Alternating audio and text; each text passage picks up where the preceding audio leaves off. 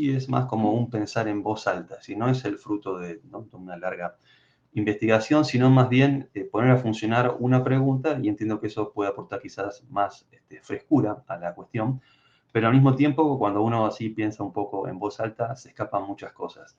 Así que, al igual que la vez pasada, bueno, me entusiasma de que ojalá ustedes también puedan aportar lo suyo en lo que eh, pensaba ir puntuando de alguna manera. ¿Bien? Bueno, entonces, la idea de hoy es trabajar esta idea de la no entrada en análisis, ¿no? Decíamos que es un sintagma que incluso a nivel, ¿no?, de la musicalidad del lenguaje nos suena raro, ¿no? Esto de entradas y no entradas. Generalmente cuando un concepto es necesario, ¿no?, cuando un concepto marca una necesidad de nombrar algo, bueno, hay palabras. Sin embargo, creo que no tenemos una palabra única para nombrar la no entrada. A veces en el lenguaje se utiliza, por ejemplo, la A como negación. Uno habla de algo histórico o de algo ahistórico. Pero bueno, nunca he escuchado que se hable, por ejemplo, de una A entrada, ¿no? Es decir, la A funcionando como negación en el sentido de una no entrada, ¿no? Lo que quisiera decir es que ahí en principio hay una palabra que falta. Y recién, como decía Soledad, es curioso porque no es una coyuntura tan atípica. No estamos hablando de algo que es totalmente extraño, que pasa estadísticamente una vez, muy de vez en cuando, sino que es algo que tiene que ver con la práctica misma, ¿no? Entonces, quizás un neologismo puede ser ese, ¿no? La A entrada. Y a su vez, bueno, la cuestión es no quedarse a nivel de esa especie como de diagnóstico de situación, sino, bueno, cómo se sigue a pesar de eso, ¿no? La idea es que por más que no haya una entrada de análisis, hay transferencias, hay demandas, y entonces, bueno, nuestros espacios están ahí disponibles, y, bueno, se trata de también de ubicar qué orientaciones tenemos en esas coyunturas específicas, ¿no? Bien, en general estamos acostumbrados, como sucede en toda disciplina, a cierta idealización de la práctica. Es decir, la mecanización sería: alguien sufre de algo, entonces tiene cierta afinidad con la palabra, no todo el mundo tiene afinidad con la palabra, y entonces se dirige a un psicoanalista, empiezan las entrevistas preliminares, se producen una serie de operaciones específicas, algo de eso conversamos la vez pasada, y entonces se produce una entrada en análisis. Ese es como el guión, digamos, habitual. Pero bueno, como decía un modismo que creo que es francés, que utilizaba mucho Lacan, esa idea que no va de suyo. Es decir, no va de suyo en el sentido de que no es un desenlace necesario, ¿no? No es un desenlace necesario, me refiero en el sentido lógico del término, es decir, como lo que va a pasar o no, ¿no? Sino más bien, sí o sí, perdón, lo que va a pasar sí o sí es lo necesario, lo contingente es lo que puede o no puede pasar, ¿no? Diría que ahí, en las entrevistas preliminares, hay cierta contingencia, es decir, el desenlace de la entrada no es del orden de lo necesario, es decir, es una posibilidad, pero no es algo seguro, ¿no?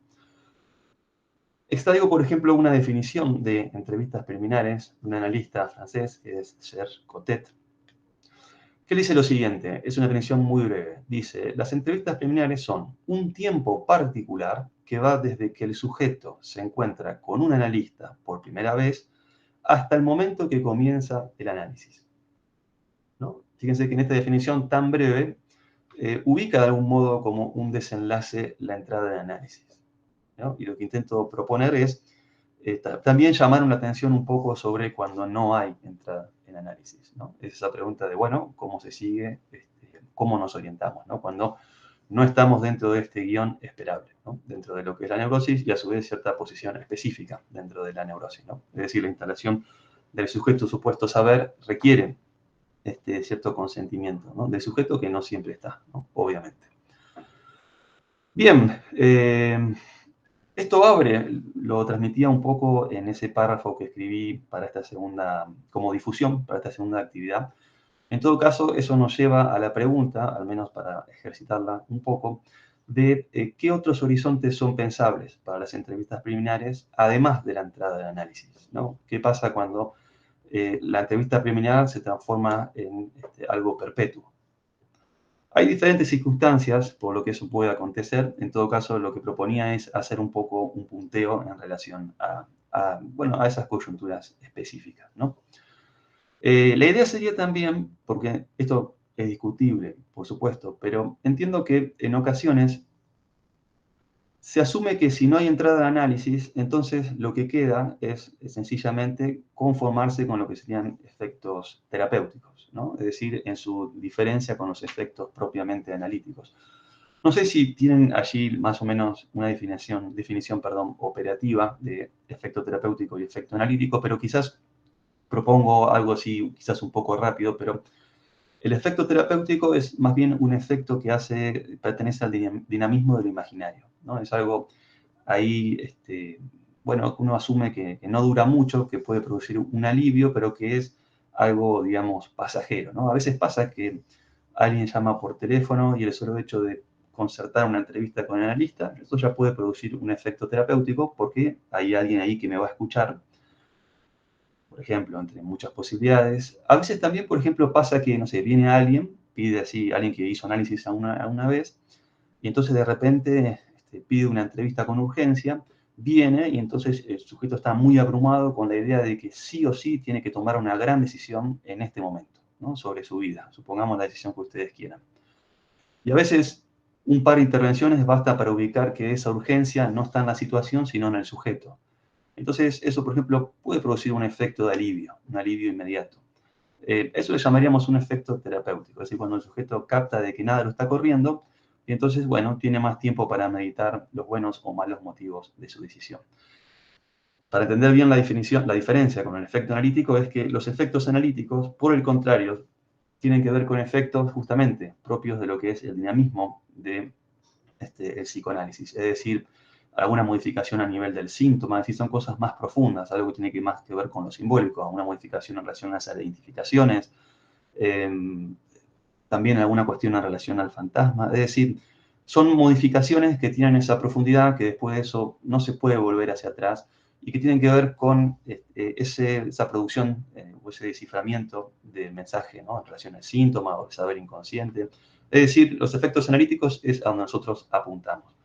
Por supuesto, esto lo conversamos mucho con una colega que es Guillermina Rich, que se enojaba con esta cuestión de la idealización de los analistas que de alguna manera piensan que su práctica no tiene que ver con los efectos terapéuticos, cuando los efectos terapéuticos están obviamente en toda práctica. En todo caso, la diferencia del psicoanálisis es que además de los efectos terapéuticos, aspira a efectos de tipo propiamente analíticos. A veces se puede, a veces no se puede, ¿no?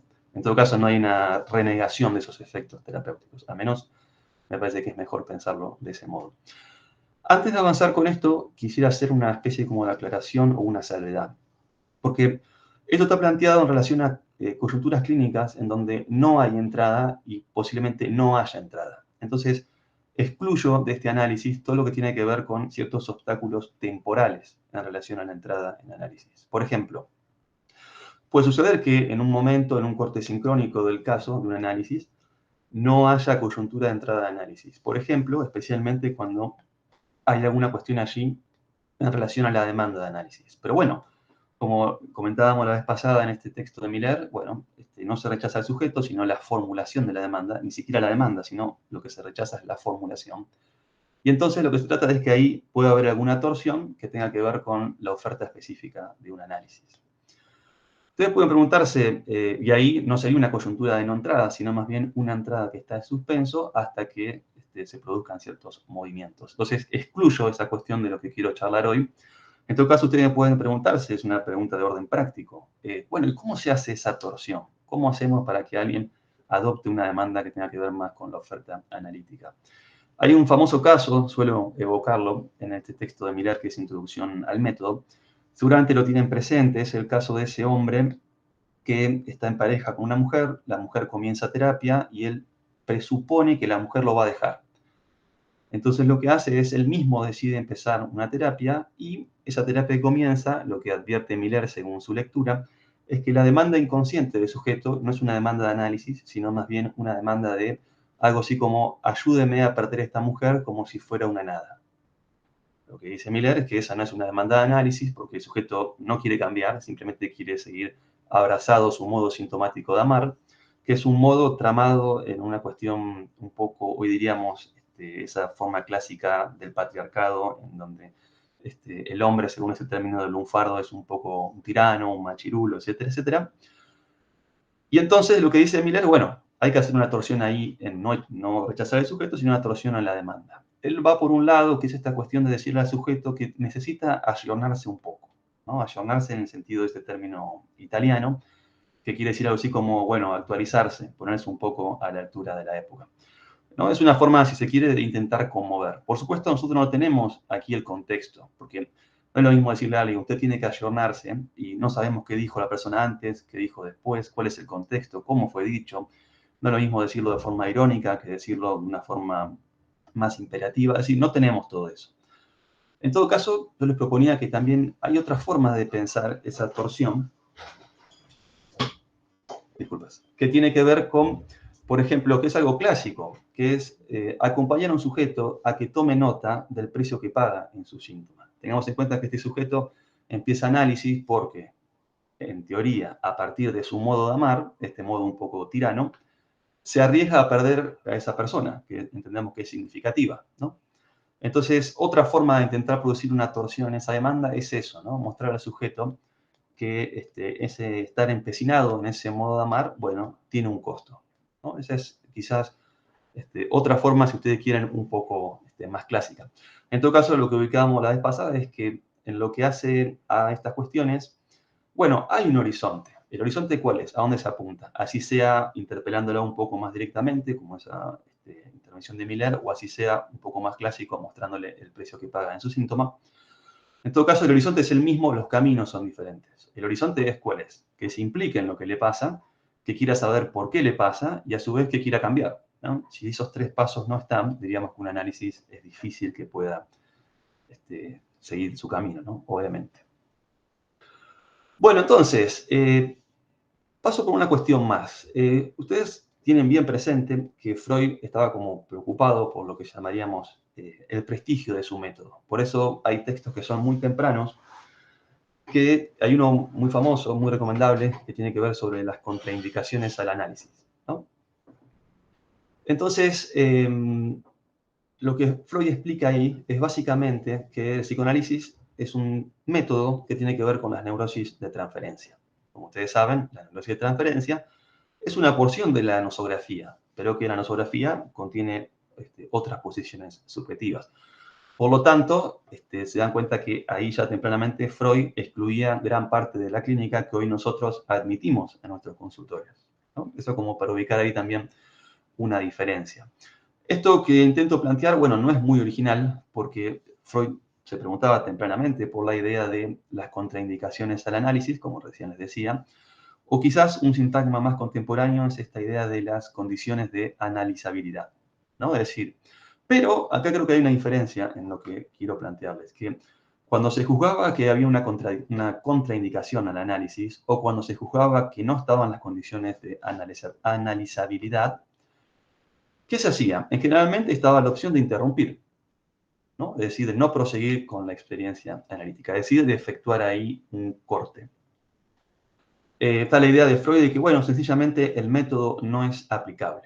Si el método no es aplicable, entonces, bueno, la cuestión, él dice algo así como que tenemos que ahorrarle al sujeto ese intento infructuoso y penoso de curación. Es decir, como algo que está condenado al fracaso y más vale ahorrarnos eso. Pero bueno, ahí hay una tensión que entiendo que no por nada Lacan rápidamente intentó desligarse de la idea de técnica, ¿no? Porque si uno lo toma de un punto de vista de la técnica analítica, entonces está esta cuestión que propone Freud. Si uno lo toma de un punto de vista de la ética lacaniana, entonces ahí la cuestión es diferente, ¿no? Ahí la idea de contraindicación se desdibuja un poco, lo cual no quiere decir que justamente no haya coyunturas en donde se considere que no es, ¿cuál sería el término? Se me escapa, prudente, si quieren, que no es prudente avanzar en esa propuesta, ¿no? Bien, entonces, la cuestión sería, hoy en día quizás esa experiencia no se interrumpe, prosigue. Mi pregunta es, en todo caso, ¿cómo se puede orientar eso para que no sea solamente efectos terapéuticos, ¿no? Como para que pueda haber efectos de otra naturaleza. Bien, entonces, lo que le propongo es hacer como una especie de punteo respecto de estas coyunturas de no entrada. Es decir, intentar ubicar por qué puede no producirse una entrada. Que si lo piensan es un poco un reverso de lo que conversamos la vez pasada, pero bueno, no un reverso exacto. En todo caso, lo que propongo es una serie de hipótesis. Sabemos que la epistemología psicoanalítica no responde a la lógica del protocolo, es decir, que es esa lógica del para todos. No podemos decir, todo sujeto que no entra a análisis, entonces tal cosa. No funciona así. Para nosotros, ahí nos apartamos de la psicología.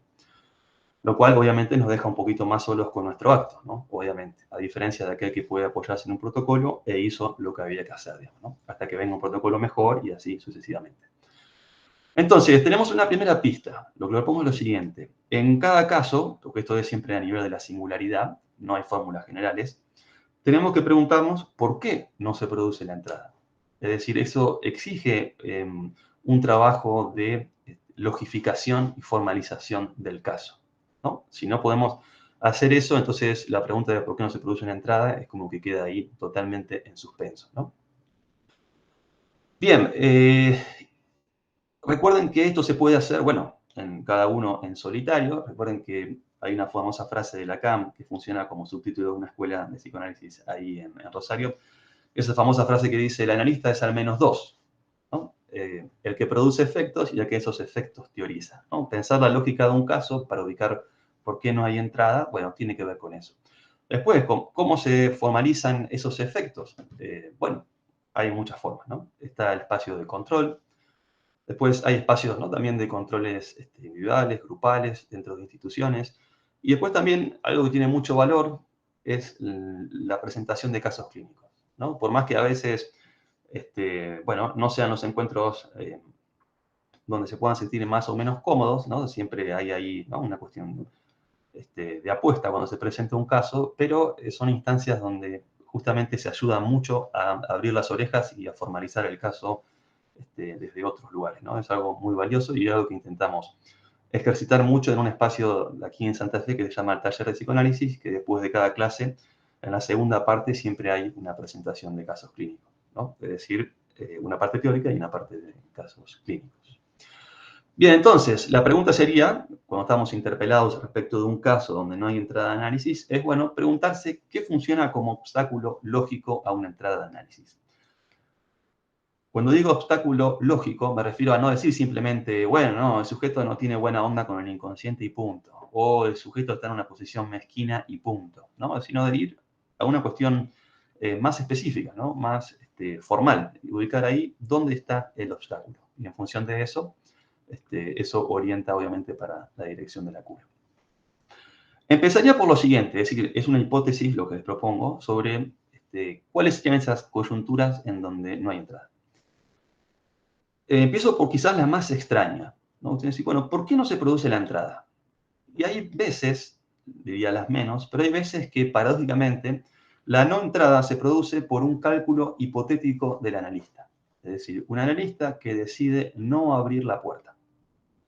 Hay una famosa frase de Lacan, yo no pude encontrar bien dónde está. Si ustedes lo tienen presente, se los agradecería.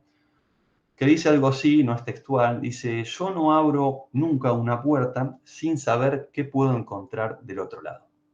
Esta metáfora de la puerta tiene que ver con la entrada de análisis. Es decir, que él, sería algo así como que no habilita a la prosecución de un análisis si no tiene alguna idea de a dónde puede llevar eso, o si sería contraproducente o no, o cuestiones así que tienen que ver con un cálculo del analista, ¿no? Diría que es una coyuntura atípica, que no es algo de todos los días, pero diría que si hay que usar una palabra que no es analítica, pero diría que lo que oficia ahí como causa de ese cálculo de analista es ese término médico que es la iatrogenia. Es decir, que bajo la idea de hacer un bien, bueno, el procedimiento produce más mal que bien, ¿no? Es decir, es en ese sentido. Está bien que, insisto, no es un término nuestro, pero creo que puede servir para pensar un poco de lo que estamos hablando. Es decir, es la idea de que un análisis pueda hacer mal antes que bien. Ahora, no sé si son preguntas que se formulan en las otras corrientes de la psicología, porque en general se asume que un método es terapéutico, ¿no? Que un método siempre persigue el bien del otro. Pero bueno, en psicoanálisis siempre las cosas son por fuera del sentido común y ahí nos preguntamos si nuestro método puede hacer bien o puede hacer mal, ¿no? Ustedes pueden decir, bueno, pero ¿en qué situaciones el analista puede decir que el análisis puede hacer mal? Es decir, es algo bien preciso. Una cuestión que es muy clásica en psicoanálisis es la idea de no conmover el síntoma hasta que uno no sepa más o menos, tenga precisiones sobre qué función cumple, ¿no? Uno no sabe qué se apoya ahí, por lo tanto, al principio siempre hay una prudencia, ¿no?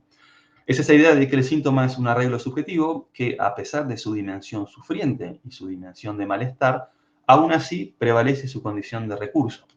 Es decir, es esa idea de que el sujeto en principio no podría prescindir de ese recurso.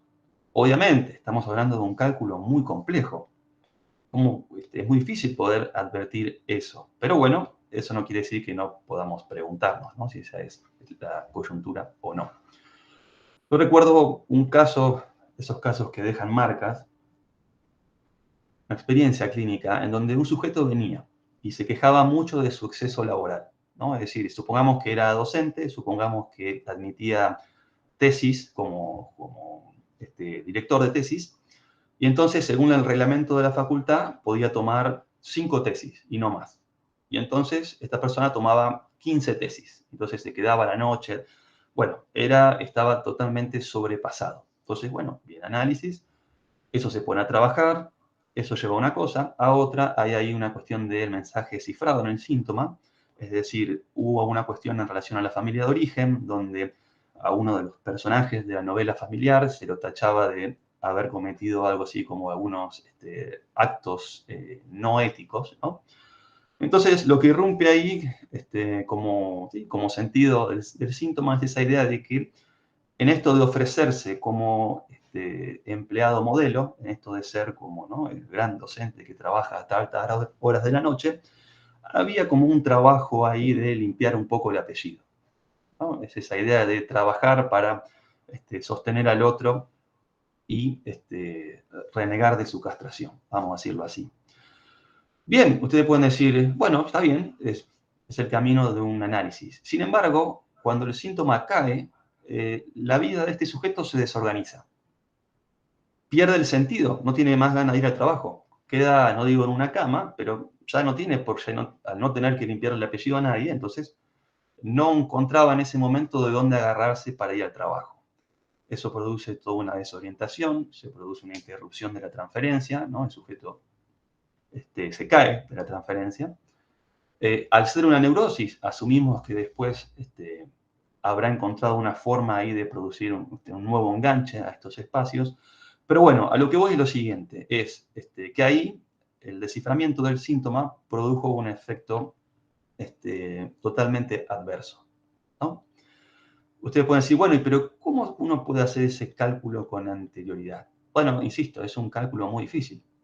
Insisto, tampoco es algo muy frecuente lo que les estoy relatando. Pero bueno, está ahí. En todo caso, eso lleva a que, bueno, en ciertos contextos uno pueda ir con más prudencia, ¿no?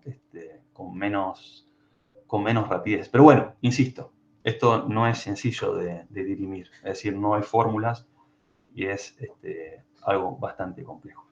En todo caso, podemos seguir conversándolo en el momento del intercambio. Bien, además también es muy complejo porque hay grises en la ética analítica, porque si uno se pone en el lugar de saber lo que es bueno para el sujeto, es como un poco ponerse en el lugar de amo del destino. Es decir, no, no, no, usted no va a interpretar este síntoma, no vamos a desarmar este síntoma porque yo creo que usted no puede prescindir de él. Obviamente no se lo vamos a decir, estamos hablando de un diálogo interno. Pero es una situación compleja. Y como hablo mucho de cálculo, pero está muy lejos de ser matemático, ¿no? Por supuesto. En todo caso, es una conjetura e inverificable, ¿no? Bien, otra coyuntura para pensar por qué el analista puede cerrar la puerta, ¿no?, y no habilitar allí una entrada, es esta idea de que el análisis puede confrontar con una forma de impotencia, diría, no metafórica, es decir, muy real. Hay un fragmento que a mí me llamó la atención, por eso lo recorté, de un autor, me guardo el nombre, que dice lo siguiente, es un poquito largo, pero se los leo. Dice, si en un paciente de edad muy avanzada uno abre demasiado la puerta y empieza a mostrar todo aquello en lo que ha consistido su vida, esa persona ya no tiene tiempo cronológico real para rehacerse, ¿no? Ahí ya hay como varias suposiciones. La idea de que uno empieza análisis y empieza a hacer un reconto de todo lo que hizo mal, todo el precio que pagó. Bueno, diríamos, no necesariamente. Al mismo tiempo, si es una persona muy mayor, sí, los análisis pueden ser largos, entonces no hay tiempo real. De todas formas, es curioso el término, la idea de esto de que uno necesita un tiempo para rehacerse, ¿no? Me parece que es un poco extremo el término. En todo caso, lo que uno puede producir es ciertas torsiones en arreglos sintomáticos, en circuitos de goces, etc., que no es lo mismo que rehacerse, ¿no? Rehacerse es un significante más masivo. Continúa esta frase. Entonces, podemos generar un sentimiento de fracaso existencial absoluto, ¿no? Diría que es posible, pero más bien contingente antes que necesario. Es decir, no necesariamente lleva a eso. Hay personas que pueden tomar nota de lo que ha sido su embrollo sintomático en las elecciones de partener, en elecciones de trabajo, etcétera, etcétera, etcétera, y decir, ah, muy bien, sí, sí, es así, y sin embargo, eso no confrontarlo necesariamente con la idea de fracaso existencial absoluto. Es decir, esta frase juega con los extremos, es decir, no tiene grises. Sigue de esta manera el párrafo. No vamos a negarle la posibilidad de escucharlo, pero la manera en que vamos a enfocar la escucha y la manera de intervenir es tratando que esa persona no entre en demasiadas profundidades, ¿no? Es decir, es algo polémico, ¿no? Porque ¿cómo se instrumenta eso, no? Un sujeto va para un lado y uno, no sé, desalienta, pregunta otra cosa. Es decir, es una frase compleja. Y dice, y además, o sea, que no entre en profundidades, y además tratar de reacomodarlo lo mejor posible a las circunstancias actuales por las que está atravesando. Es decir, hacer psicoterapia, que no está mal, no es que esté prohibido ni mucho menos, pero es decir, bueno, no vamos a ir por el lado del análisis, sino que lo vamos a reacomodar, lo cual también es una gramática que para mi gusto demasiado participación del analista, como aquel que reacomoda y decide de alguna manera por el sujeto. Bueno, entiendo que ahí entonces hay una coyuntura donde el analista decide no abrir la puerta por esta razón, ¿no? Pero entiendo que es discutible, en todo caso podemos retomarlo. Después hay una cuestión, y es dentro de estas coyunturas, donde el analista cierra la puerta, es esta idea de cuál es la posición subjetiva del sujeto. Recuerdo que, por ejemplo, había un profesor en la facultad que decía, yo le negaría el análisis a, por ejemplo, un perverso. Y entonces, está bien que generalmente no suele haber demanda de análisis, ¿no?, en un sujeto en estructura perversa, pero bueno, lo tomaba por el lado, por ejemplo, de personas que hayan sido condenadas por juicios de lesa humanidad. Bueno, había una explicación teórica respecto de por qué negar el análisis ahí. Y lleva también a esta cuestión que incluso decía Lacan, esto de negarle un análisis a lo que llamaba un canalla. Hay muchas definiciones de Lacan, por ahí habla de canalla como aquel que se ubica queriendo ser el otro del otro, ¿no? Esa es una posición, del otro con mayúscula, ¿no? Del otro. Incluso hay una frase que dice algo así, puedo estar equivocado, pero si no la recuerdo mal, dice que el análisis de un débil da un canalla. Después en otro momento habla del débil como aquel que flota entre dos discursos. Bueno, la cuestión es que el análisis es como que le daría argumentos al canalla, digamos, ¿no? Entonces, bueno, al menos así lo entendí. Entonces, ahí es esta coyuntura donde el analista dice, no abrimos la puerta. Insisto, son coyunturas, si se quiere, atípicas. No creo que se llegue a esas decisiones de forma muy fácil, ¿no? Supongo que eso llevará mucho trabajo, mucha logificación del caso, apoyarse también en otros, sea control o el intercambio con los colegas. Es decir, es algo que tiene sus vueltas. Hay una frase que me gusta para redondear un poco esta idea, porque me parece que plantea las cosas de otro modo. Es una frase que Miller trabaja en un texto que se llama Las contraindicaciones al tratamiento psicoanalítico. Le recorto esta frase, que me pareció valiosa. No es porque haya alguna preferencia especial con el autor, pero cuando encuentro frases que me parece que logran ubicar cosas valiosas en términos de orientación, siempre trato de usarlas, provengan de donde provengan, ¿no? Dice, si el psicoanalista sabe ser objeto, no querer nada a priori por el bien del sujeto, por el bien del otro, piensen en lo que decíamos recién, de que si no tiene tiempo físico de rehacerse, entonces le legamos el análisis, eso es un poco desear el bien del otro. Entonces, si el analista puede ser objeto y no querer nada a priori para el bien del otro, dice, no tener prejuicios en cuanto al buen uso que pueda hacerse de él, ¿no? si está todo eso, entonces el registro de las contraindicaciones se reduce asombrosamente, hasta el punto, que esto es lo que me interesa, que la contraindicación se decide entonces caso por caso, ¿no? Ahí ya no son fórmulas generales, una persona mayor no, porque no tiene tiempo de rehacerse, sino caso por caso, ¿no? Eso me pareció que tiene más que ver con la ética analítica, al menos tal como la propuso Lacan. Quizás si les propongo una pequeña modificación a este párrafo, que es cuando dice que si el analista no tiene prejuicios en cuanto al buen uso que pueda hacerse de él, yo cambiaría él por espacio, ¿no? No tener prejuicios del uso que pueda hacerse del espacio. Me parece que es diferente del espacio que del analista, ¿no? Que es algo muy lacaniano, es la idea de que uno no está ahí en tanto sujeto, ¿no? De todas formas, se entiende la frase, ¿no? Obviamente. Bien, avanzo entonces. Dejo de lado estas cuestiones que tienen que ver con el analista que cierra la puerta y vamos a otra cuestión que es un poco clásica, que es otra coyuntura por la cual no puede quizás producirse una entrada de análisis, tiene que ver con el dinamismo de la estructura clínica. Entiendo que cuando se dice esto, ustedes rápidamente van a pensar en la psicosis, ¿no? Bueno, hay razones para esto, que necesariamente tiene que ver con la relación específica que hay con el saber en la psicosis, ¿no? Por supuesto, hace falta una aclaración. Cuando hablamos de psicosis, es un término un poco abusivo, porque es un campo muy heterogéneo. Y hay ahí muchísimas posiciones diferentes. En todo caso, si hay un forzamiento en la clasificación, si aún así se piensan como psicosis, es esencialmente porque, a pesar de las infinitas diferencias, lo que funciona como denominador común es que, al menos como hipótesis teórica, en el psicoanálisis pensamos que hay ahí índices de ese vacío forclusivo, o sea, índices de la falta del nombre del padre en lo simbólico, la forclusión, perdón, y de la falta de significación fálica a nivel de regulación de lo imaginario. Entonces, si captamos que eso funciona de ese modo, si hay un simbólico sin nombre del padre, ¿no? Entonces decimos, bueno, pertenece al campo de la psicosis. Lo cual hace que en psicoanálisis, si ustedes, por ejemplo, tienen la costumbre de conversar con psiquiatras, estadísticamente, en muchos casos tendemos a pensarlo como psicosis y los psiquiatras no.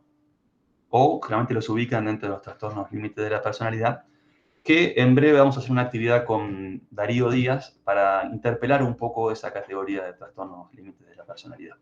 Pero no para decir, los psicoanalistas tenemos razón, sino que sabemos que la nosografía es inconsistente y que hay un campo de la clínica, lo conversábamos en el taller de psicoanálisis respecto de un caso que presentó Maximiliano Mo, de una cuestión de anorexia, en donde hay casos que están allí como en un limbo, ¿no? Así que no son tan fáciles de ubicar a nivel de anisografía. Con eso no estoy justificando la noción de trastorno límite de la personalidad. Lo que quiero decir es que no nace de un repollo, es decir, nace de una formalización de la práctica y que eso está ahí por algo, por más que no lo compartamos. Y si no lo compartimos, es sencillamente por una decisión, ¿no? No es que haya muchos más argumentos que eso. En definitiva, no hay grandes verdades en la clínica, ¿no? Lo que hay es los modos en que eso puede pensarse, ¿no? Es algo muy específico. Bien, entonces, cuando siempre se dice que Freud era reticente al tratamiento psicoanalítico en la psicosis. Yo, por ejemplo, extraje algunas frases. Freud en sus textos dice, por ejemplo, no podemos curarlos. En otro lado dice, inmunes a la terapia psicoanalítica. En otro lado dice, permanecen tal cual son. Son inaccesibles. Es un intento de curación infortunado. Es un gasto inútil, entre otras tantas cosas, ¿no? Así que Freud era bastante reticente. En un texto de 1917 dice, por ejemplo, no muestran transferencia alguna y por eso son inaccesibles para nuestro empeño, no podemos curarlos, ¿no? Hay ahí una cuestión de terminología que me parece que no es sin consecuencias, porque cuando uno dice que el sujeto es inmune, entonces lo que están diciendo es que el problema es del sujeto, ¿no?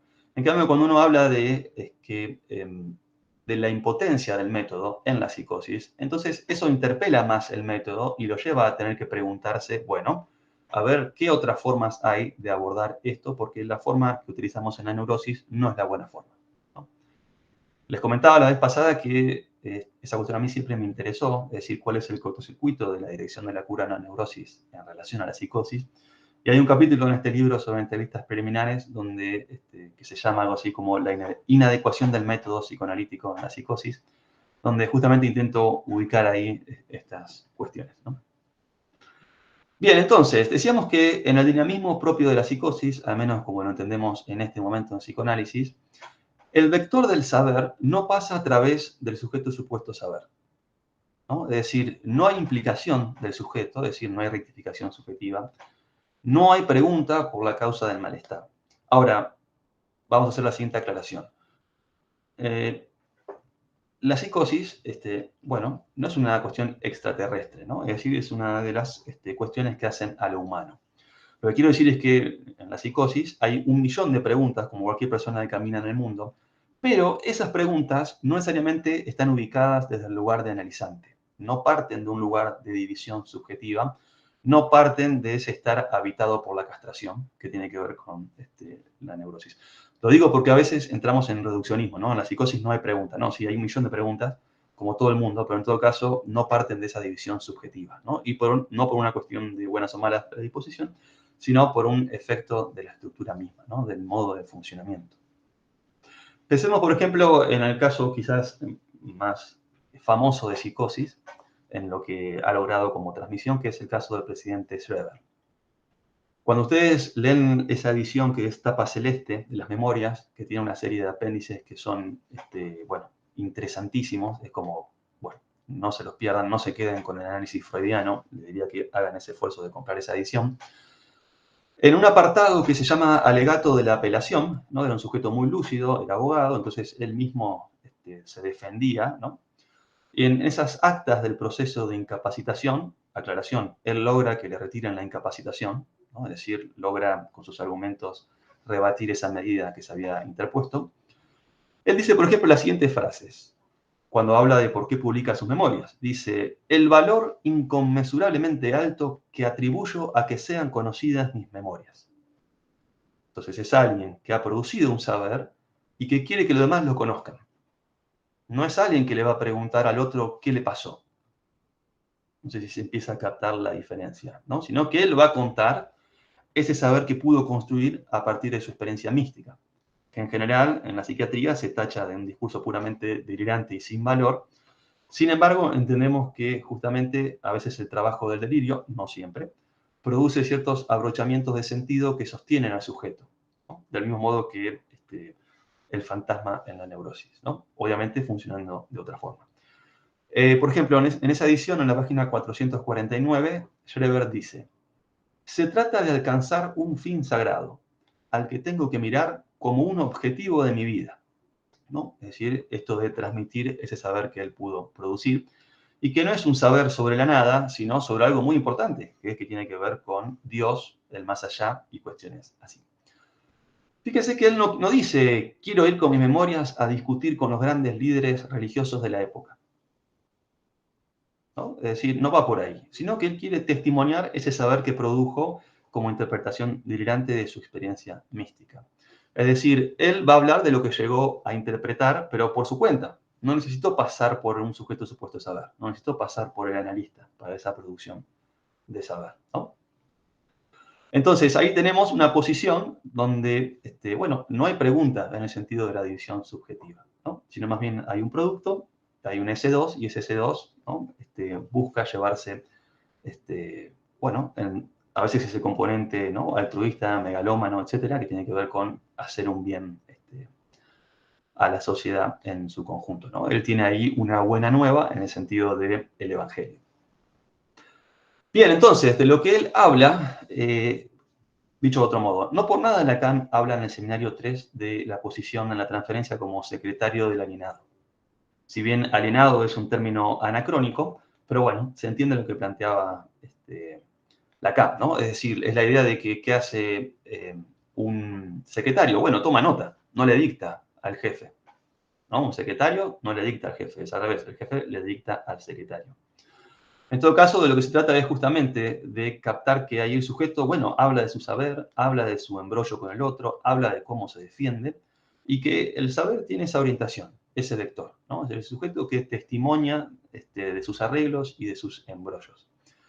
Muchos analistas, como por ejemplo Rodríguez Ponte y otros tanto, hablan de la importancia de justamente acoger ese testimonio, ¿no? Del testigo, de alojarlo como tal y no tacharlo de discurso aberrante, que es un poco la posición de la psiquiatría, lo que cual no quiere decir codelirar, ¿no? No es lo mismo codelirar que alojar el discurso. Hay una cuestión que señala Maleval, en una síntesis para mí importante. Él dice que hay dos formas de la dirección de la cura que pueden producir una desestabilización en la psicosis.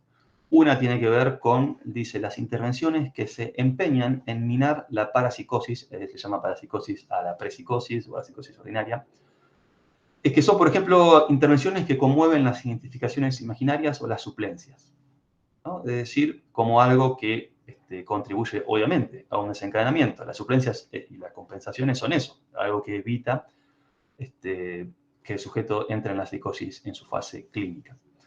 Hay una segunda cuestión que él ubica, que es la que me interesa, al menos para hoy, que él dice que otra forma de intervención de analista que contribuye a la desestabilización en la psicosis refiere a esas intervenciones que enfrentan al sujeto con el enigma del deseo del otro y que por medio de la interpretación hacen resonar la ambigüedad del significante. ¿Qué es lo que está diciendo de alguna manera? Que si ustedes justamente van ahí, ¿no?, con mucha consistencia y empiezan a barrer estos abrochamientos de sentidos, este saber, por ejemplo, que ha construido Schreber, etcétera, etcétera, inmediatamente pasan a ser una figura de goce, ¿no? Pasan a ser una figura intrusiva. Inmediatamente eso produce un cierre en el sujeto y aparece esa sospecha tan prototípica de lo que es la posición paranoide, ¿no?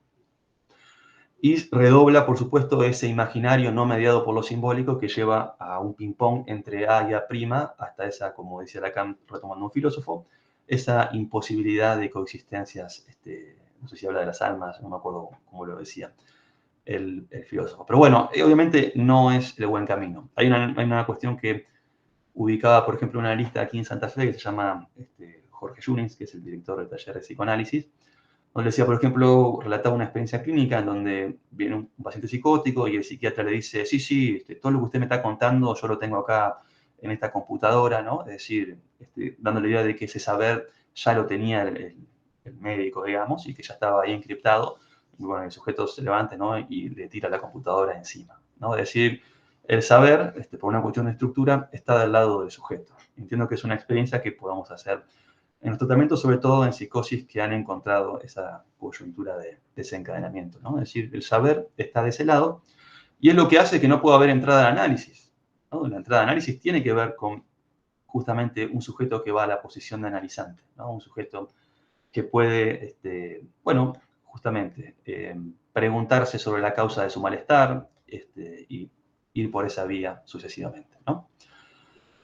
Freud dice, por ejemplo, en la presentación autobiográfica del año 1925, dice, le falta en general al psicótico la capacidad para la transferencia y agrega positiva, dice, lo cual vuelve inaplicable el principal recurso de la técnica analítica.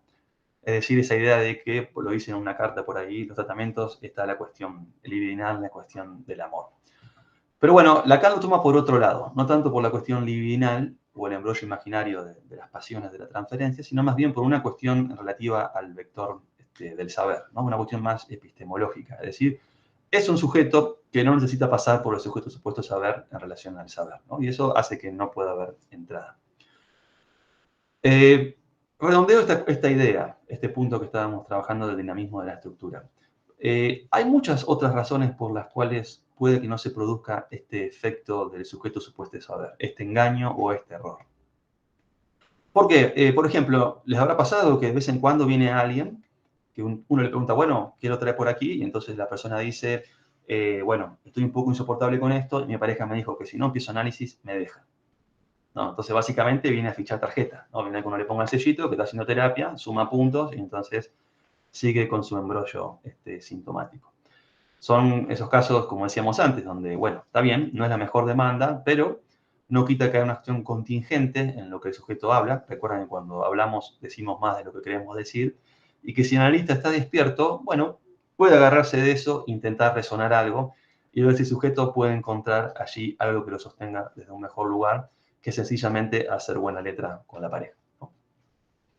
También, por ejemplo, hay veces que, no sé si tanto ahora, pero que hay ciertos forzamientos del lado judicial, ¿no? De que alguna entidad allí dice, bueno, este sujeto, así como puede hacer trabajo comunitario, bueno, tiene que hacer terapia, ¿no? Entonces, o un sujeto que se le dice que su consumo es problemático. No es que él lo asume como problemático, sino que le vienen a contar que su consumo es problemático, entonces tiene que hacer terapia, ¿no? Bueno, esas cuestiones no empiezan por el mejor lado, pero de ningún modo quiere decir que eso no pueda encontrar una mejor forma. Pero bueno, en todo caso, si eso persiste, bueno, es algo que hace de obstáculo lógico, obviamente, a una entrada de análisis, porque sencillamente no hay demanda, ¿no? Y si no hay demanda, no hay análisis posible. Bueno, voy un poco a este último punto de pensar por qué pueden no producirse entradas. Recuerdan que lo primero que decíamos era por decisión del analista, por dinamismo de la estructura clínica, y agrego como tercer punto, insisto, esto es algo que está así pensado, ¿no? Para este acontecimiento, ¿no? No es una cuestión sistematizada. El tercer punto es la relación con el saber inconsciente. Ustedes saben que hay una famosa frase de Lacan que dice, el síntoma es un hecho de creencia.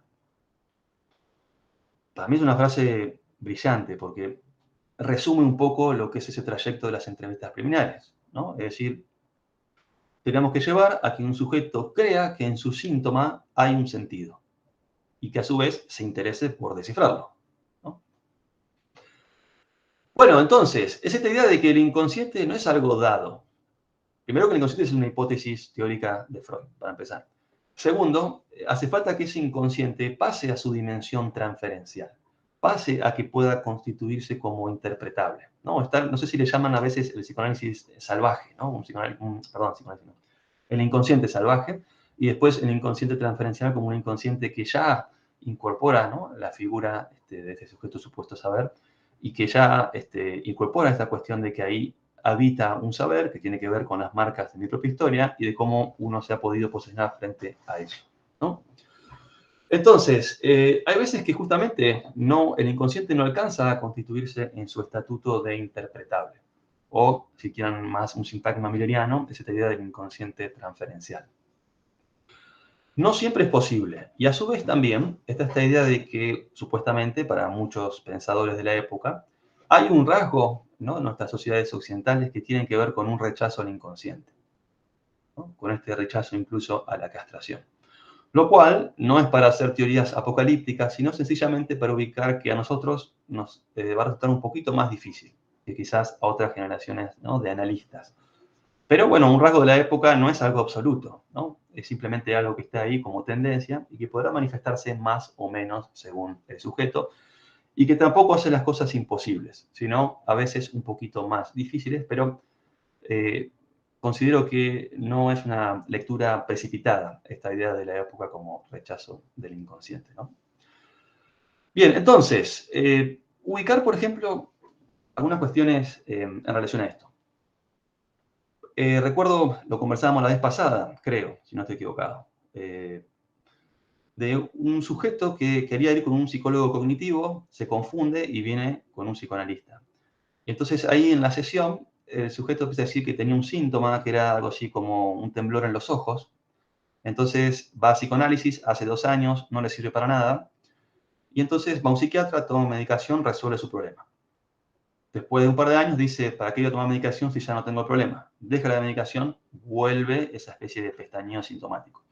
Va con el psiquiatra le dice, mire, tiene que esperar 6 meses para tomar la medicación por tal o cual cosa. Entonces dice, bueno, mientras tanto voy a ir a un cognitivo a ver si me pasa algún truco. Entonces, cuando él supera la decepción de saber que estaba de vuelta con un psicoanalista, entonces yo obviamente intentaba abrir la cuestión, le hacía preguntas, etcétera, etcétera, y el sujeto cada 5 minutos cortaba y decía, sí, sí, sí, sí, pero dice, no tenía un truquito para que yo pestañee menos, ¿no? Es decir, una cuestión así más de protocolo. Como ustedes ven ahí, está muy lejos de un inconsciente transferencial. Es un sujeto que no le interesa el saber inconsciente. Es un sujeto que quiere resolver su problema y listo. Lo cual me parece que es respetable, digamos. Nadie está obligado, obviamente, a la experiencia analítica, porque si no entramos en cuestiones un poco metafísicas, ¿no? La cuestión de que, no, si usted viene por este camino, le mostramos que va a vivir mejor. Es decir, no necesariamente, ¿no? Algo de la ética analítica es que no prometemos nada, ¿no? El análisis es sin garantías. Bien, pienso, por ejemplo, también en una mujer que viene a una primera entrevista, apenas empieza a hablar, vuelve una y otra vez sobre el duelo de un familiar que muere en un accidente doméstico, algo así, imagínense, de un día para el otro. Piensa, no sé, alguien que se electrocuta, por ejemplo. Y entonces ese duelo estaba ahí totalmente en suspenso y estaba por todos lados. Viene en una segunda entrevista y dice, mire, hablamos de esto y yo durante la semana me angustié mucho. Si esto va a seguir así, yo no quiero saber nada, ¿no? Es decir, podemos separar dos angustias. Hay una angustia que es la sintomática, que tiene que ver con ese duelo que está en suspenso, que viene todos los días, que está ahí acompañando, ¿no? Como la sombra a un sujeto. Y después hay otra angustia, que es esa angustia de franqueamiento en relación a este duelo, que es una angustia obviamente más profunda, pero que suponemos que cuando eso se atraviesa, después el sujeto le encuentra un mejor lugar a su duelo, ¿no? Pero bueno, este sujeto no dio el consentimiento para eso. Dijo, si esto va a costar tanto, entonces no vamos por ahí, ¿no? Bueno, ahí nuevamente está esta cuestión de un sujeto que no da justamente este consentimiento a la oferta analítica y que prefiere quedarse con su duelo en suspenso. Insisto, creo que antes acá se pensaba de una forma un poco superyoica, me refiero a un psicoanálisis, se hablaría de un sujeto en posición mezquina, se hablaría de lo que decía Freud de la política del avestruz, del sujeto que esconde la cabeza, se hablaría de cobardía moral, bueno, y toda esa serie de cuestiones, o de rechazo del inconsciente, pero bueno, cada uno organiza su vida como le parece. Esta persona, hasta ese momento, eligió quedarse con eso, ¿no? Pero bueno, no deja de ser un obstáculo a una entrada posible y que tampoco hubo oportunidad para que eso se le encuentre otra vuelta, ¿no? Otra forma de pensar este rechazo del inconsciente, que lleva a obstáculo lógico de una entrada al análisis, es esta idea de cuando el síntoma revela de una forma más contundente esta cara de satisfacción sustitutiva que proponía Freud, ¿no? Recuerdan que él, por ejemplo, creo que lo decía en Duelo y Melancolía, decía, un neurótico no abandona de buen grado una posición libidinal ni aun cuando su sustituto se asoma, ¿no? Es esa idea de que, bueno, hay sujetos que, bueno, no consienten a desprenderse del síntoma. Está bien que esto tiene que ver del sustituto que se asoma con esa época en que Freud todavía era adepto a esta teoría, que es una teoría siempre pareció muy pragmática, ¿no? Ahí está esta famosa crítica de Deleuze en la erótica del duelo, creo que en Tiempo de la Muerte Seca o algo así, donde hace una crítica muy sensata, sobre todo en la primera parte de la teoría del duelo freudiano. Y que además hay cosas curiosas, ¿no? Porque muchas veces nos quedamos con ciertas frases, pero que después toman otra forma, pero eso se pierde. Si ustedes leen algunas cartas de Freud cuando muere una de sus hijas, uno puede decir, bueno, al diablo con la teoría del objeto sustituible, ¿no? Él se muestra como que la vida perdió sentido, como que lo que perdió es irreparable y que ya no tiene sentido la vida para él. Y no me refiero en un momento agudo del duelo, ¿no? Es decir, que si seguimos un poquito más de cerca las teorizaciones freudianas, bueno, la idea del objeto sustituible es un poco difícil de sostener, digamos. Pero está bien, en esos momentos en donde esa cercanía, ¿no?, a la muerte a un sujeto lo deja muy en solitario, bueno, es entendible que se pueda apostar un poco a esta idea de la salida del duelo como el momento en el que el sujeto recupera su libido para investir otro objeto, etcétera, etcétera. Pero la idea de sustituible es un poco abusiva, ¿no? En todo caso, bueno, hay algo ahí que se pierde irremediablemente, ¿no? Hay, como diríamos, un desgarro, más allá de que después uno pueda hacer otras apuestas. Y después, por ejemplo, otra coyuntura tiene que ver con algo muy clásico a nivel de la neurosis obsesiva, que es esta cuestión que Freud denominó, o no sé si está en Freud, la cuestión de los síntomas egosintónicos, es decir, síntomas que se llevan bien con el yo. Y entonces, a veces aparece una cuestión que es un poco tragicómica en la dirección de la cura de la neurosis, el hecho de tener que explicarle a un sujeto que sufre. Usted puede decir, si ustedes sufren, no tienen que explicarle en qué sufren. Pero bueno, en la neurosis obsesiva generalmente están esas coyunturas y que generalmente los que lo sufren son los otros, ¿no? Pero bueno, en todo caso, justamente si el sujeto más o menos se lleva bien con sus síntomas, entonces comprenderán que la constitución del inconsciente como interpretable, bueno, es más difícil que pueda producirse. Lo cual, bueno, no dice nada que pueda haber torsiones, ¿no? No estamos clausurando la posibilidad, pero sí estamos intentando ubicar o pensar algunas coyunturas, ¿no? Creo que hizo algún punteo quizás un poco, como diríamos, errático, pero bueno, fue un poco tormenta de ideas, si ustedes quieren. En todo caso, la pregunta es, bueno, ¿cómo se sigue? Están todas estas coyunturas, supongamos hipotéticamente, de que no va a haber entrada de análisis, como una conjetura, que después se verificará o no. Y entonces, bueno, ¿cómo se sigue?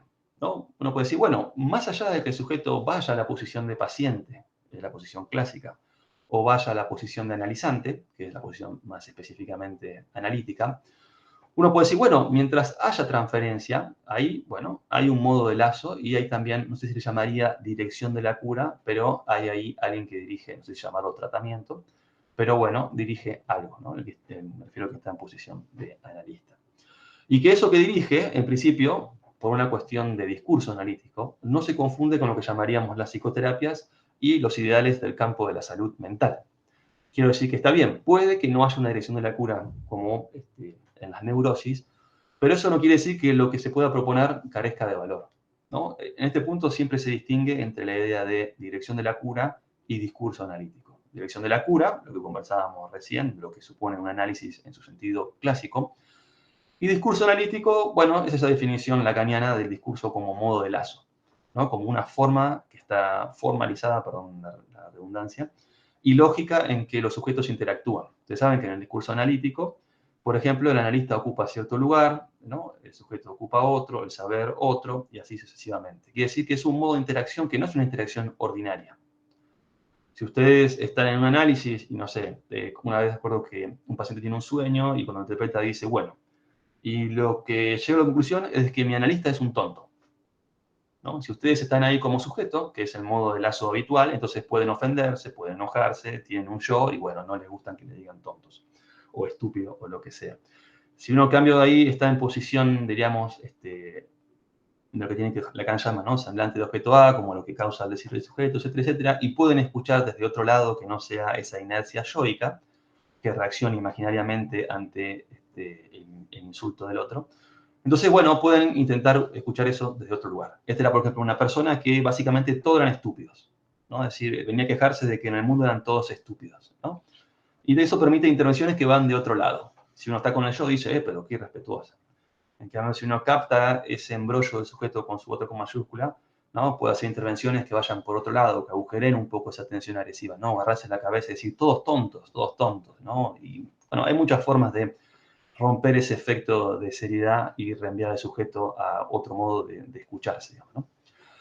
Bien, ya cerrando, también por cuestiones de horario, decía que, por ejemplo, por más que no haya dirección de la cura en el sentido clásico, fíjense que el decir que el modo de lazo analítico, el modo de lazo del discurso analítico, no es el de las psicoterapias, lo que estamos diciendo es que al sujeto le vamos a ahorrar toda esa dimensión de la reeducación emocional. Ya es algo enorme. Le vamos a ahorrar todas estas nociones de adaptación a la realidad. Le vamos a ahorrar también todas esas torpezas del sentido común. Yo recuerdo un paciente que decía que tenía problemas de concentración, entonces el psicólogo lo puso a mirar una planta y le cronometraba el tiempo que el sujeto miraba la planta y se desconcentraba, ¿no? Es decir, una cuestión, bueno, muy torpe, ¿no? Obviamente. También le vamos a ahorrar al sujeto todas las directivas conductuales. También es algo enorme, ¿no? Es decir, para mí es algo valioso. En todo caso, con estas cuestiones que enumero, es decir, la reeducación emocional, la adaptación a la realidad, el sentido común, las directivas conductuales, etcétera, etcétera, para nosotros son formas de aplastamiento de la subjetividad, ¿no? Son esas formas de postular una disimetría que es propia del dispositivo médico, que es esa idea de que hay uno que sabe y hay otro que escucha lo que es bueno para su vida, ¿no? Entonces, que un sujeto esté en un espacio analítico, por más que no esté en la dirección de la cura propiedad de la neurosis, ya estas coordenadas del discurso analítico a mí me parecen valiosas. Y que en todo caso, más allá de que no esté en la dirección de la cura, es decir, donde nos sentimos seguramente más cómodos, porque entendemos que ahí el método, o la experiencia analítica más que el método, encuentra su máximo potencial, digamos.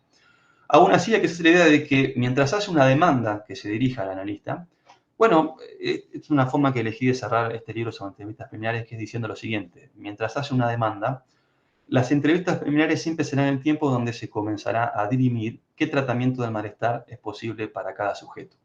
En todo caso, eso lleva, por supuesto, a cierta inventiva, ¿no? Eh, sí. Bueno, dejaría ahí, al menos es lo que tenía pensado transmitir. Y por supuesto, sé que he pasado por lugares bastante polémicos y me interesa la opinión de ustedes, también pensar otras coyunturas por las cuales se obstaculiza el movimiento lógico de la entrada. Bueno, cuestiones de esa naturaleza.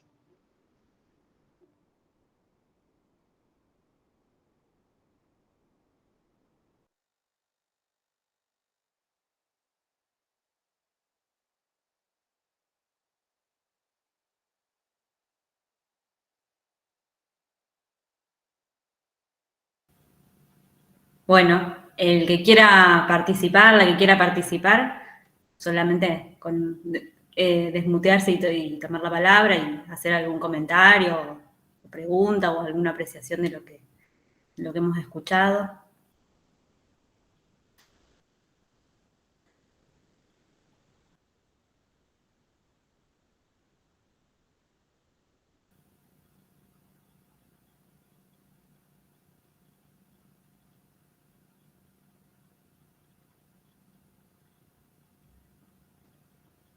Bien. De a uno, por favor. Susana, ahí tenemos la primera. Bien. ¿Está muteada? ¿Puede ser? Sí, ahí Susana. Sí. Ahora se escucha. Adelante. Ahora sí. Bueno, en primer lugar, agradecerte, Ignacio, esta valentía de pensar en voz alta, en un tema tan escaso, un tema que no aparece, es así, es casi un tema invisibilizado, diría yo, cuando se trata de una realidad muy común, pero muy común, desde hace muchos años. Esto de los pacientes que están por años y años en lo que entrevistas preliminares, ¿preliminares a qué? O sea, acá evidentemente hay que pensar en algo y es lo que vos estás haciendo.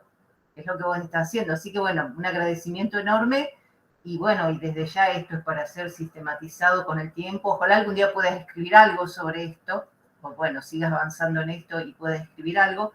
Creo que es muy necesario, porque lo cierto es que el analista frente a esto está ante la nada. ¿Por qué digo ante la? No ante la nada, no es cierto, tenemos toda la formación y toda la transmisión, pero no hablarse de esto siempre queda como el ideal del analizante y lo que hacemos en el consultorio como una cosa que no tiene ninguna forma de ser agarrada, sistematizada, pensada en términos epistemológicos, o sea, en términos de episteme, de saber, que es esto que vos estás intentando. O sea, me parece un esfuerzo valiosísimo. Inclusive voy a ir un poco más, porque me encantó cuando vos terminás diciendo cuál es el tratamiento posible del malestar. ¿Cuál es el tratamiento posible del malestar? ¿Vos podrías arriesgar algo más? O sea, cuando llegamos, nos encontramos con esto, ¿no es cierto? ¿Cómo podemos sistematizar esto? A ver, te digo algo, por ejemplo, que leí en Nieves Soria, que ella también señala esta cuestión. Dice, si nos vamos a quedar con el análisis del pase, dice, la mayor parte de lo que ocurre en un consultorio no es eso. O sea, tenemos que empezar a hablar de lo que realmente ocurre en los consultorios. Ella usa una expresión que yo no recuerdo en qué libro. Ella habla de poner en escena el inconsciente, aun cuando el paciente no pudo acceder a la división subjetiva. O sea, que a través de su relato y de nuestro bagaje, porque el conocimiento lo tenemos, es el saber que se transmite continuamente, y bueno, basado en Freud y en Lacan, tenemos ese bagaje, pero bueno, se trata, por ejemplo, de, con los recursos posibles, con un paciente que no muestra formaciones del inconsciente, hacer igualmente poner en escena el inconsciente. Bueno, y se los recomiendo especialmente, digo, nombro a esta autora, porque es otro de los analistas que tiene la valentía de publicar libros en los cuales aparecen casos donde, bueno, no hubo acceso a la división subjetiva, no aparecieron formaciones del inconsciente, sin embargo, ahí hay una apertura hacia algo que, sin lugar a dudas, es psicoanalítico. Es psicoanalítico. Entonces, bueno, esa expresión de Nieves a mí me gusta mucho de poner en escena el inconsciente, pero voy a preguntarte si vos tenés alguna idea. Si vos tenés alguna idea de esto, me gustó mucho la expresión, el tratamiento posible del malestar. El tratamiento posible del malestar. Si tenés algo para ir un poquito más, desde ya que esto me parece valiosísimo, pero bueno, te iba a preguntar. Bueno, gracias por tu intervención, Susana, y por todo el trabajo que haces también en difusión de lo que es la orientación lacaniana en los grupos de Facebook, ¿no? Que hay muchos integrantes y hay una selección de todas las actividades, la verdad que es muy valioso el espacio. Diría que es muy interesante la frase que vos recortás de Nieves Soria.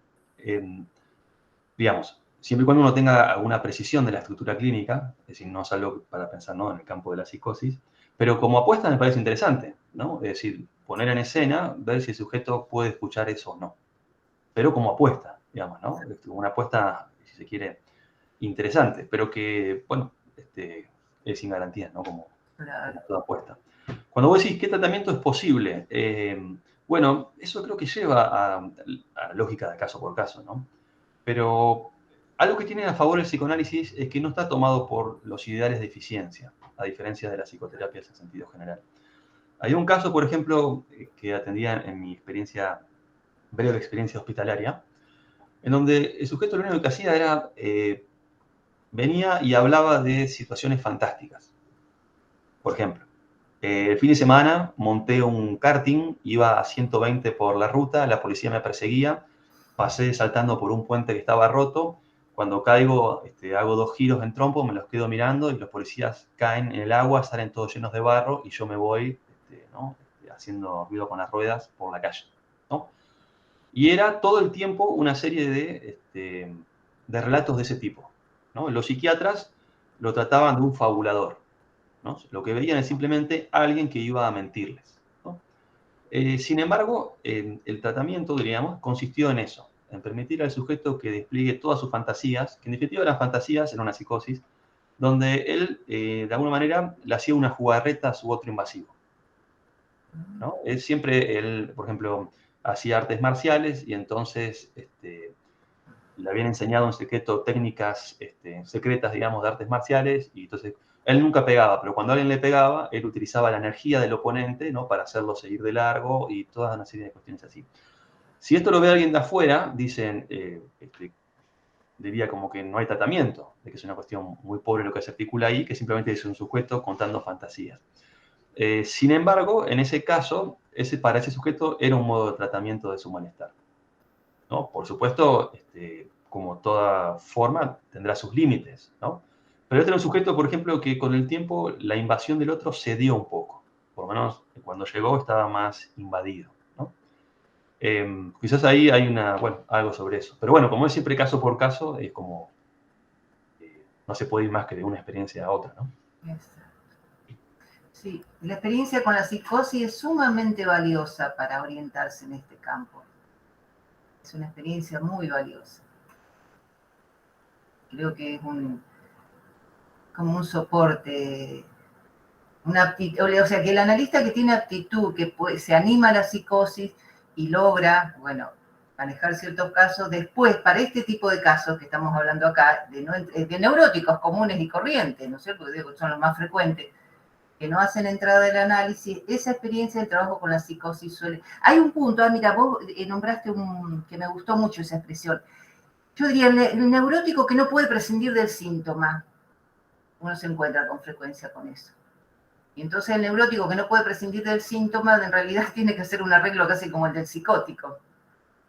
Cierto arreglo con el goce, cierto arreglo, aunque sea algo, cierto arreglo con el goce que no pasa por a lo mejor esta entrada de análisis y el trabajo simbólico. Un arreglo con el goce. Y Lacan tiene una expresión, es muy significativa de esto, enseñarle a anudar, no dice anudar, pero esto es lo que vos decís, el arreglo con el goce, incorporar, no, a ver, lo parásito del goce, enseñarle, hablando de psicosis, pero que se aplica exactamente lo que dice acá la colega, poder hacer un arreglo sintomático de lo parásito del goce, o sea, admitiendo que el goce se trata de algo parásito que no se va a mover.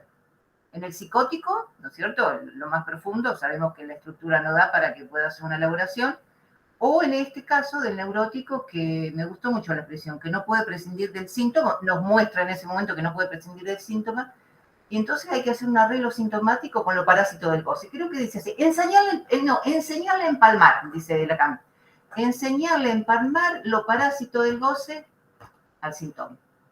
Y es notable la expresión de Lacan, porque usa la expresión, al menos así traducido está en donde lo encontré, enseñarle a empalmar. Que en el caso de un neurótico va a aprender, se las arregla solo, no dice que le enseñemos, pero reconocer que a veces es la única, el único, tratamiento posible del malestar. pienso esto, los pacientes que, bueno, esto lo que está trayendo Ignacio, que siguen viniendo y que uno dice, bueno, no hay entrada en análisis, pero siguen viniendo y qué pasa ahí, que siguen viniendo y que, bueno, es muy frecuente, incluso a veces retornan, o sea, dejan de venir y Torna, vuelven a buscar el y que espacio. sí, sí, y esos pacientes yo creo que en gran parte son la causa de la increíble expansión que tiene el psicoanálisis. Yo hace muchos años que estoy en la práctica, pero la expansión es enorme. Porque ¿qué ocurre? Como hay analistas que ahora escuchan a esos pacientes, no le hacen, porque a ver, muchos años atrás no se trabajaba con el paciente así. Era medio del estilo freudiano, no. Se le ponía algún obstáculo, un aumento excesivo de honorario, un horario imposible, a ver si puede perder el goce, y bueno, se desaparecían. Ahora, como los analistas son más dóciles a esto, yo creo que eso en gran parte produce esto que vemos realmente. Hay una expresión que usó Laurent, creo, hace un tiempo, hablando de esta crisis del psicoanálisis, él dice, lo cierto es que los consultorios están llenos. Y miren, con esto de la pandemia que generó todas estas posibilidades, uno lo constata eso. Sí, es interesante porque no solamente es una docilidad, sino también de que por fuera de la técnica hay una ética, ¿no? Cuando hablaba de la cuestión del Claro, discurso científico es porque hay una ética que oriente y que permite que ahí haya una dirección, que no sea simplemente admitir por docilidad, digamos, ¿no? Sino que exacto. hay algo para ofrecer, digamos, ¿no? Hay algo para ofrecer, ese es el punto. Hay algo para ofrecer y es mucho, ¿eh? Y es mucho. Lo que pasa es que hace falta, bueno, empezar a hablar de esto, sistematizarlo. ¿Mm? Creo que ahí levantó la mano Aníbal, ¿puede ser? Mendiburo, colega de Santa Fe. Sí, Aníbal. Hola, buenas noches. Bueno, nada, fundamentalmente agradecer muchísimo el trabajo. No me pareció en absoluto una lluvia de ideas, me parece muy, muy interesante y sobre todo celebrar el punto de poder abrir la pregunta sobre lo que pasa cuando no hay entrada y en qué sentido eso podría ser un ámbito para trabajar algo, no simplemente para, o sea, para pensar en qué consiste ese trabajo. Y pensaba en las situaciones realmente complejas y graves, donde uno tal vez mantiene el diagnóstico por necesidad en suspenso, ¿no?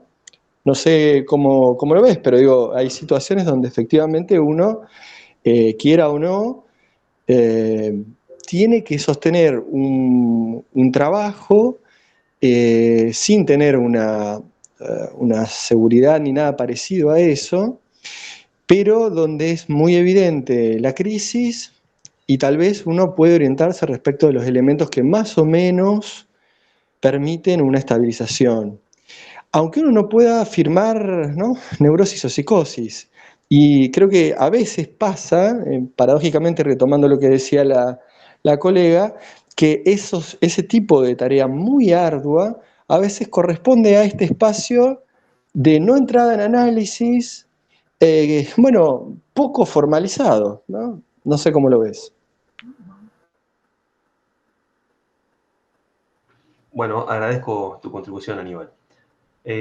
Sí, vos agregás ahí una dificultad más, ¿no? Que cuando no solo no hay entrada, sino que no hay precisión de diagnóstico, no hay hipótesis diagnóstica. Y no necesariamente porque el analista se haya adormecido en ese punto, ¿no? Hay casos en donde por más que uno los quiera logificar, los controle, etcétera, etcétera, hay algo ahí de la estructura que no termina de decantar. Tengamos en cuenta que la nosografía es inconsistente por definición, ¿no? Es decir, que por más que nos encanten nuestras categorías nosográficas, siempre tienen dificultades. Y ahí, claro, es más complejo, porque si uno no tiene precisión de ese dinamismo, entonces es más difícil pensar cómo intervenir. De todas formas, entiendo que lo que se suele hacer ahí es un poco como de prudencia. Y quizás a veces algunas intervenciones sutiles que prueban un poco la estructura, ¿no? Para ver si se puede ir más allá. Pero bueno, volvemos a lo mismo, siempre son cálculos difíciles, ¿no?, de pensar y ahí, bueno, no es simple, no es para nada simple. Pero creo que algo que sirve o que orienta es que más allá de la precisión diagnóstica, más allá de la entrada no entrada, para mí un atributo esencial en la posición de analista es la curiosidad. Entonces, si más allá de todas esas categorías uno intenta interiorizarse sobre cómo funciona el mundo de ese sujeto, ¿no? Qué es lo que estabiliza, qué es lo que desestabiliza, así sea en la neurosis o en la psicosis, ¿no? Entonces, eso permite, ¿no? Creo que tener una orientación. Pero, bueno, requiere un trabajo que es muy, como siempre decimos, caso por caso. Pero bueno, me gustaría también, si vos podés también poner algo de eso, de cómo lo pensás. Bueno, no, fundamentalmente, en realidad no quisiera desarrollar demasiado, pero estaba pensando en una situación concreta y pensaba justamente en cómo en esta situación concreta, en esta experiencia clínica, era muy manifiesto el hecho de que en determinada fecha cierto equilibrio se pierde, ¿no? Y más o menos el trabajo allí muy arduo, muy difícil, bueno, tenía que ver con tratar de entender las coordenadas de ese equilibrio que se perdió. Y es un trabajo que dura un tiempo bastante importante, donde la verdad es que, bueno, era muy difícil poder plantearse ahí una cuestión diagnóstica. Como vos decís, es cierto, lo que yo planteaba, se agrega el problema no solo de la no entrada, pero porque lo que me interesa justamente es eso, que coincide a veces la no entrada en análisis con ese momento donde uno puede sostener una práctica porque está en eso, porque, bueno, hay que hacer algo con esta situación, con esta persona que está sufriendo, etcétera. Bueno, algo, de alguna manera hay que intervenir, donde uno puede ver, bueno, básicamente podemos más o menos ubicar algunas cosas que estaban presentes, que se cayeron, que uno puede pensar y el paciente también puede pensar cómo algo de eso le servía, lo equilibraba, etcétera, etcétera. Pero lo que encuentro justamente de paradójico es que ese espacio es una especie de limbo sobre el que creo que vos avanzás al plantear estas cosas. Es decir, por ejemplo, poder pensar en el discurso analítico. A mí me parece que hay una orientación en eso que vos planteás. Puede no ser la dirección de la cura en el sentido clásico, pero se lo puede pensar desde el lado del discurso analítico. Incluso si uno tiene, en situaciones como esa a la que me estoy refiriendo, uno tiene que pensarlo en un sentido más amplio, no como objeto que divide al sujeto, no necesariamente por ese lado, pero sí cuáles son las coordenadas mínimas como para que esto esté orientado analíticamente. Y bueno, lo que vos planteabas recién de la curiosidad me parece fundamental, ¿no? Es decir, bueno, ¿cómo pensar ese trabajo que a veces se hace incluso sin poder cerrar un diagnóstico de estructura, pero al mismo tiempo en una dificultad muy marcada y en un contexto de crisis subjetiva muy marcada donde, bueno, hay que intervenir, ¿no? Entonces me parece que también es muy interesante cuando vos le apuntás a esto, pensar que precisamente retomo lo que decía la colega, discutimos relativamente poco en qué consiste esa práctica, en qué consiste esa práctica en ese espacio, ¿no? Entonces me parece riquísimo tu planteo en relación a, bueno, eso también hay que formalizarlo, ¿no? Me parece que, nada, eso, me parece como para celebrar que vos avances por ese lado y abras esas preguntas. Bueno, muchas gracias, Aníbal, por tu intervención. Y sí, creo que ahí justamente un poco lo que decía al principio, que ahí ya la técnica no nos sirve, ¿no? En esos limbos ya la técnica no nos sirve y lo que nos queda es la ética del discurso, digamos, ¿no? Sí, pero sí, la verdad que hace falta ahí un trabajo de formalización de eso, ¿no? Sí, estoy de acuerdo, estoy de acuerdo.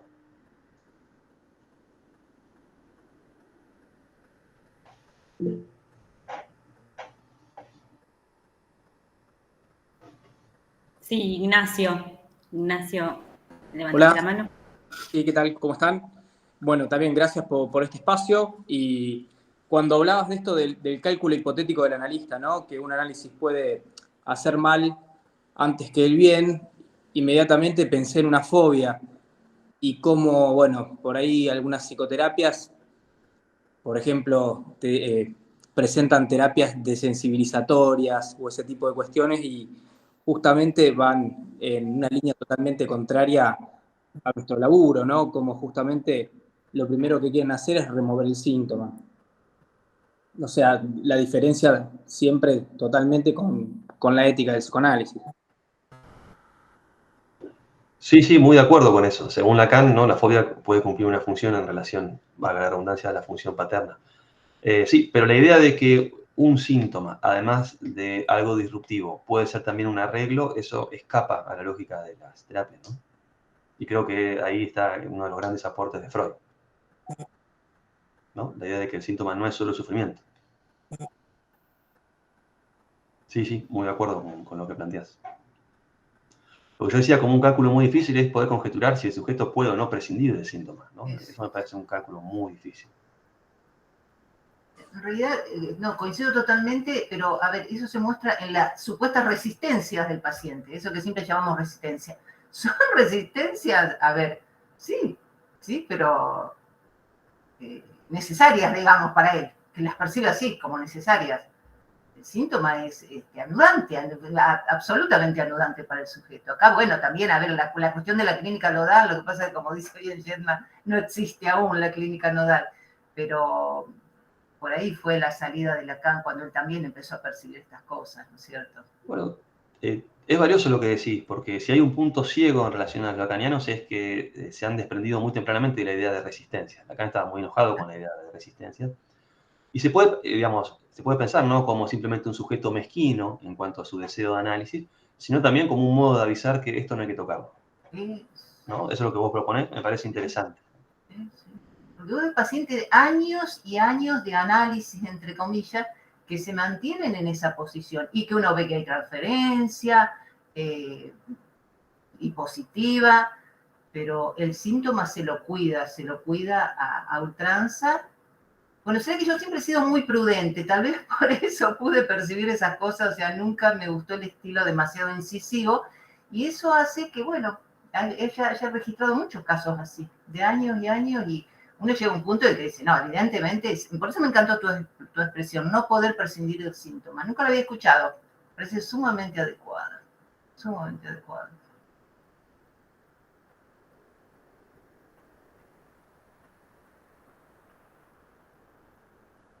Bien. Bueno, Lacan decía, el síntoma es lo más real del sujeto. Sí, es lo más real. Casi. Sí, sí, hay muchas lecturas, ¿no? Del síntoma. Esa es una, sin dudas. Bueno, no sé, si no hay más intervenciones, no sé, Soledad, si te parece que dejemos aquí o... Ahí está, sí. Bueno, nuevamente, gracias Ignacio. También como te dicen los colegas, súper interesante tu propuesta, esta vuelta que le diste con la no entrada y bueno, y poner el foco ahí, así que también a mí me gustó mucho. Bueno, y gracias a todos por participar y hasta alguna próxima ocasión. Muy bien, gracias a todos por sumarse a la propuesta y bueno, hasta la próxima.